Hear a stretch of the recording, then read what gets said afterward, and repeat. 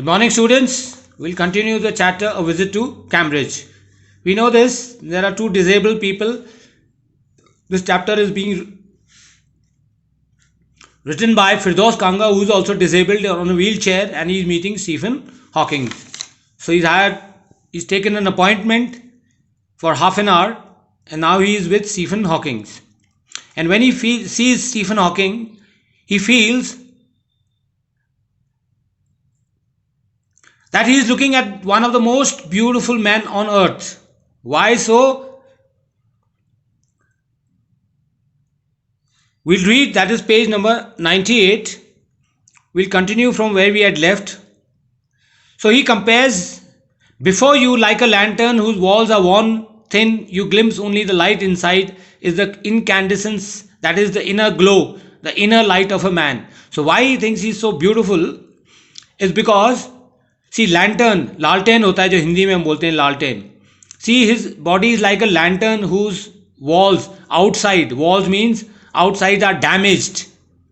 It is only the light which inside which shines, and that is how he is comparing it to Stephen Hawking, to a lantern whose outside, because his body is totally functionless, it is motionless, there is no movement, but it is the light within. That is why Firdaus Kanga is comparing him to a lantern. The body, almost irrelevant, useless, exists only like a case made of shadows. So his body outside is just like the body of a lantern, which is of no use. But it is the light in the center within, जो अंदर light है, which matters. So that I know, believer in eternal souls. See, we in lot of faith, in lot of religion, we feel that souls are eternal. Eternal means everlasting, which never ends. Like the sun is everlasting, the grass is everlasting. Similarly, some feel that souls are everlasting. So what he is saying is, I do not believe that souls are everlasting or not. But one thing I know, that is what each of us is. Everything else an accessory. That it is the inner beauty which is everlasting. The outside is irrelevant, of no use. So he's asked another question.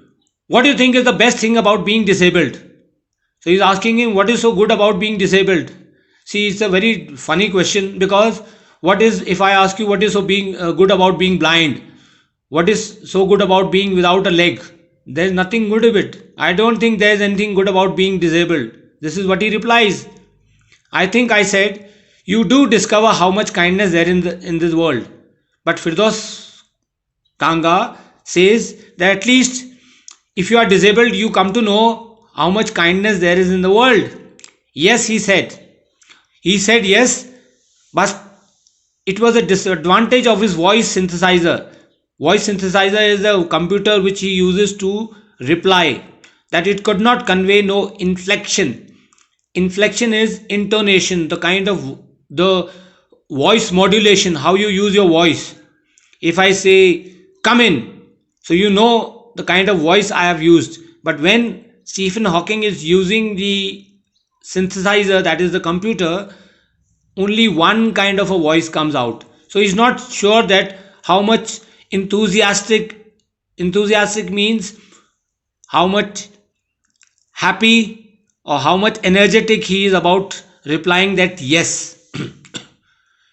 Every time I shifted in my chair or turned my wrist to watch the time, so at least Firdaus Khan can at least move in his chair and move his hands also.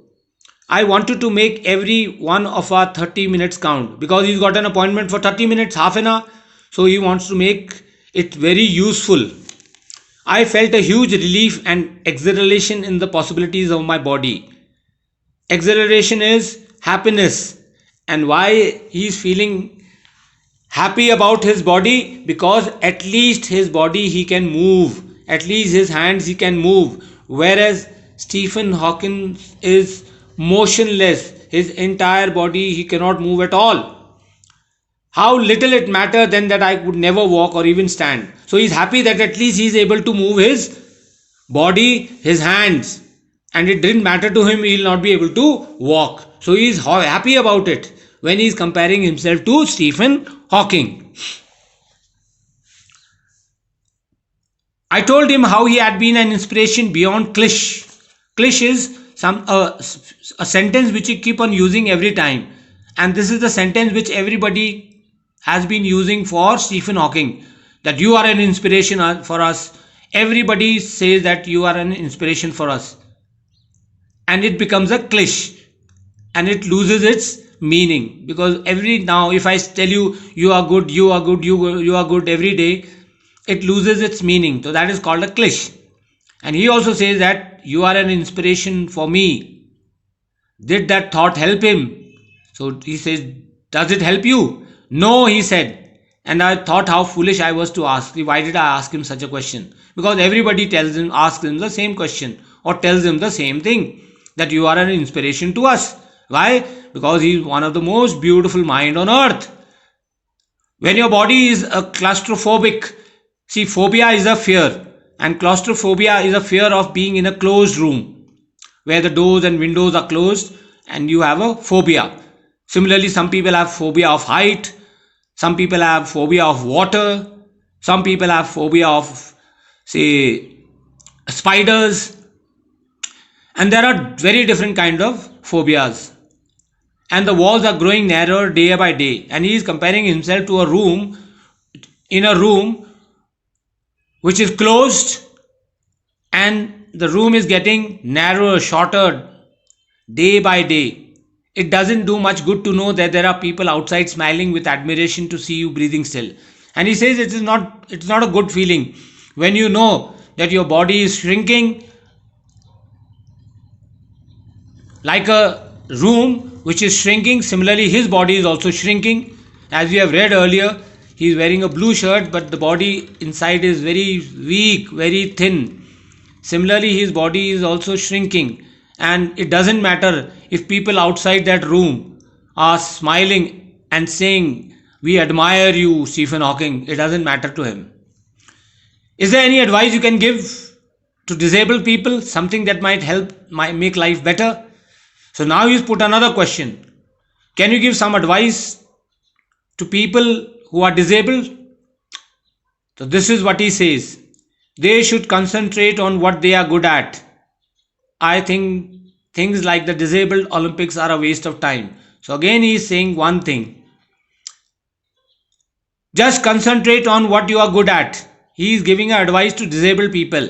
And here I am telling you, you should also concentrate on what you are good at.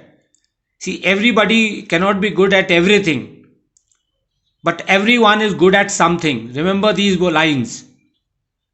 No one is good at everything, but everyone is good at something. So you should understand what you are good at and pursue that and follow that. And he feels that a game like Olympics are a waste of time. So that's all for today. We'll continue with this chapter in my next video. Thank you all of you, and have a nice day.